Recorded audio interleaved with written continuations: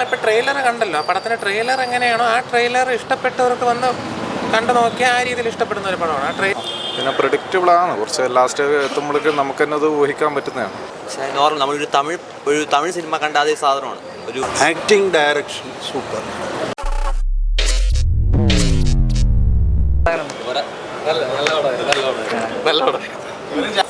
കൊള്ളാം എന്നേ ഉള്ളൂ, അല്ലാതെ ഒരു വലിയൊരു അത്ഭുതമായിട്ട് എനിക്ക് തോന്നിയില്ല.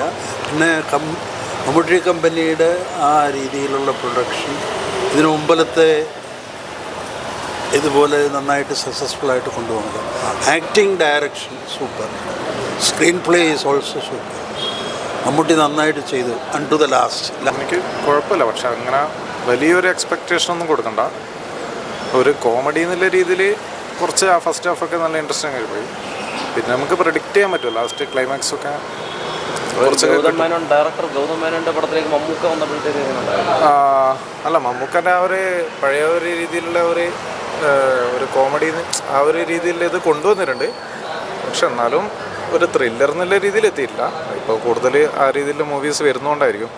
പിന്നെ പ്രെഡിക്റ്റബിളാണ്, കുറച്ച് ലാസ്റ്റ് എത്തുമ്പോഴേക്കും നമുക്ക് തന്നെ അത് ഊഹിക്കാൻ പറ്റുന്നതാണ് ഈ രീതിയിൽ ത്രില്ലേഴ്സ് കാണുന്നവർക്ക്.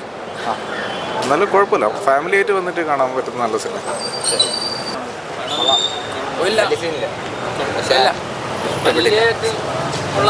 പ്രതീക്ഷ ഓടിപ്പോയോണ്ടാണോ? പ്രതീക്ഷ അത്രയൊന്നുമില്ല. കൊള്ളാം, നന്നായിട്ടുണ്ടായിരുന്നു. വലിയ മോശമെന്ന് പറയാനൊന്നുമില്ല.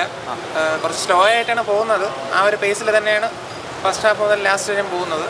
പക്ഷേ ക്ലൈമാക്സ് ഒരു അരമണിക്കൂർ കൊണ്ട് കുറച്ച് പടം ഹൈ ആവുന്നുണ്ട്. പക്ഷേ പേഴ്സണലി എനിക്ക് ആ ട്വിസ്റ്റ് നേരത്തെ ഊഹിക്കാൻ പറ്റി.